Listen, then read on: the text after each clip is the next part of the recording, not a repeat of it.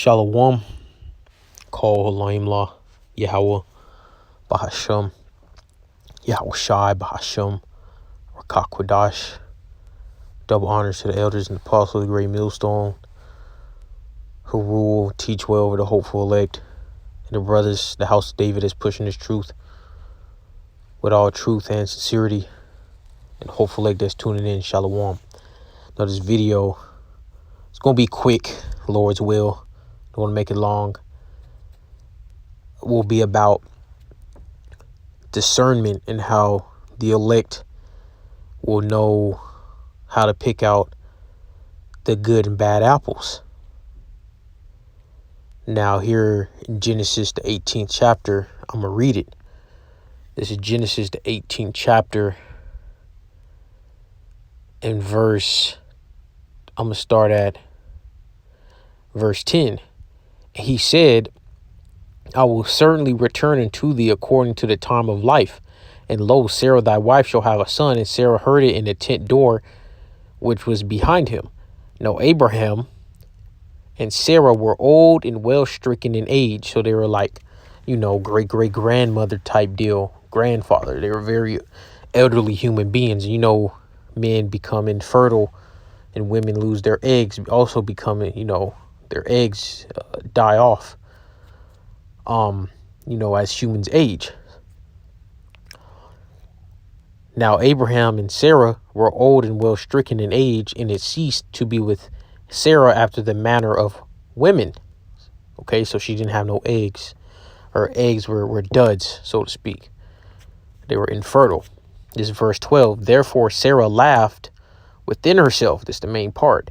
Saying, after I am waxed old, shall I have pleasure, my Lord being old also. So in her conscious mind, her thoughts, she brushed it off. She laughed like, please, I'm old. Ain't no way, right? But when you think of something in your mind, you think you're the only one that hears that, so to speak, right? Obviously, right? On a carnal level, you can only, see how people react through what they say out of their mouth or body language. Outside of, body language in verbal speech, you cannot make out what someone's trying to convey to you. This is verse 13. And the Lord said unto Abraham, wherefore did Sarah laugh, saying, surely I of a surety bear a child, which am old. Is anything too hard for Yahweh? Nothing, because the Most High created everything, okay, through Yahweh Shai and the elect. At the time appointed, I will return unto thee according to the time of life, and Sarah shall have a son. Then Sarah denied, saying, I laughed not, for she was afraid. And he said, nay, but thou didst laugh. So Sarah was, she was like, holy crap, right? How did he know that I did something in my mind? You know what I'm saying?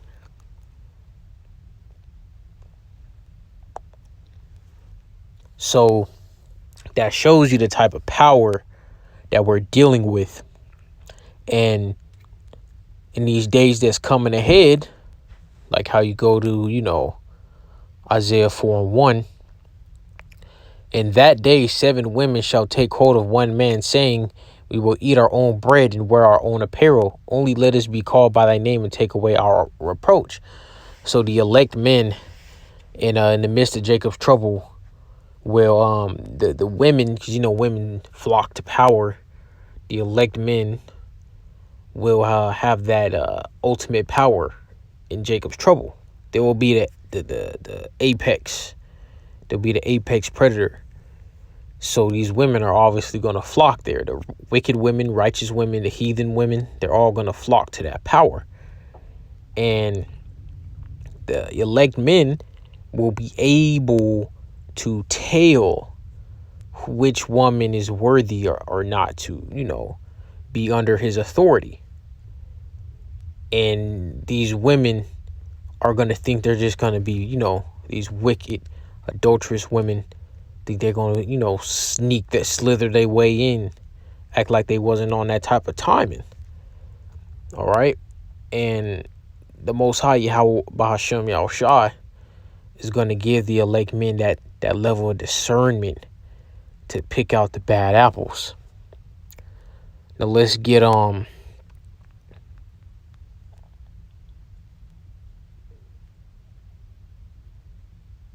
we type in spirit.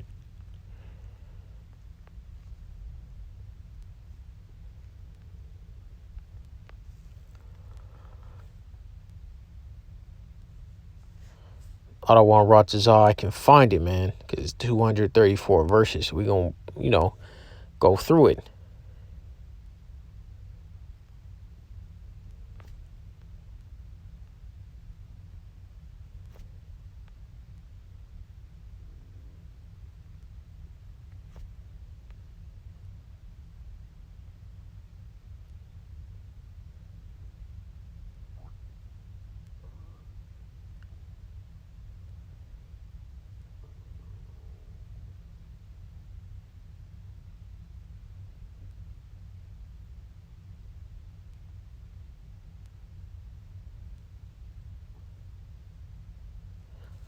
Lord's will, I can find it, man.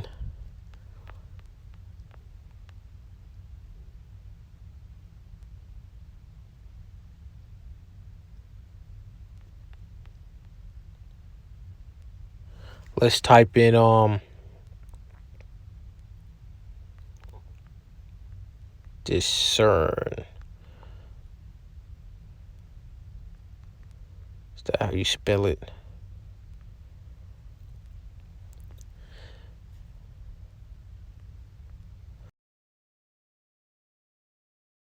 All right, cool. Nah, I spelled it right. Let's see.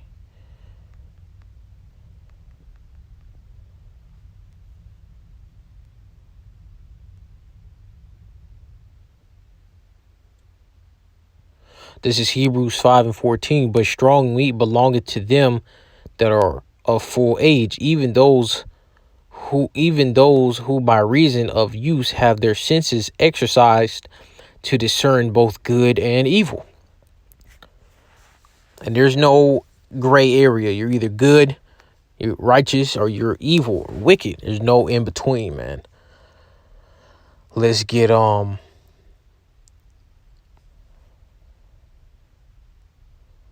type in judge and spirit.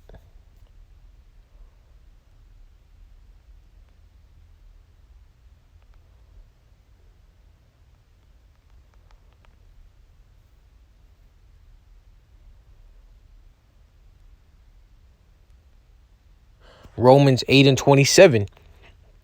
And he that searcheth the hearts knoweth what is the mind of the Spirit, because he maketh intercession for the saints according to the will of the Most High. Let's go into that a bit more. Verse 28. And we know that all things work together for good to them that love the Most High, to them who are the called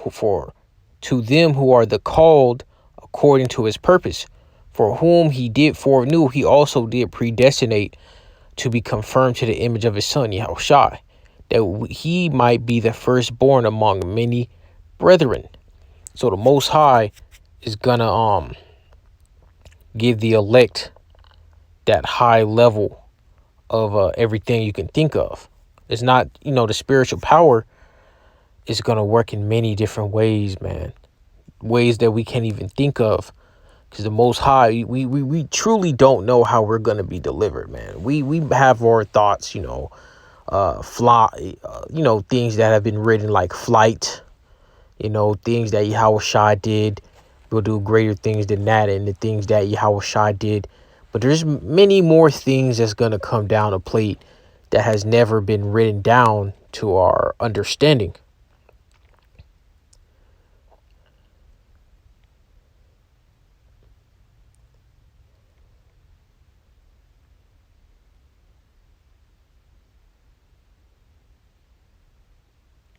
So yeah, man, it's gonna keep getting rough out here. I just seen a bill about that before what is it, a birth certificate or whatever, It has to be a DNA test before they can put any male's name on a birth certificate. Because it's been a fact. This is a fact that what is it, 33% or some outrageous number, man. It's like 33% or 66% of people, their fathers are not actually the father. It's either 33% or 66% of the people who's on the birth certificate as the father is actually not the father, which is very treacherous, because you have these wicked, filthy women. And it should have always been a thing, man, for a mandatory DNA test before a birth certificate, or is it child support? I forget, man. It's either the birth certificate or child support. It should have been like that to begin with, man. You see Esau as the devil using the women to go against Jacob, using the Israelite woman against the Israelite man. He did that in what was it? I think it started in Greece or Rome. I believe it was the Greeks that first started to do that type of warfare. And now this type of warfare has spread to all the other women in Babylonian women. So you got Edomite women doing this, man, and Moabite women, and all these women that's been drunk off this Babylon juice. And guess what? Times are getting rough. Crime against women has skyrocketed, and these women are not going to have no protection in these days, man. They're going to be humbled greatly. They think that they're strong and independent, man. It doesn't even make sense, because a woman's nature is literally in their nature to be groupies. You on a level, we see it, man.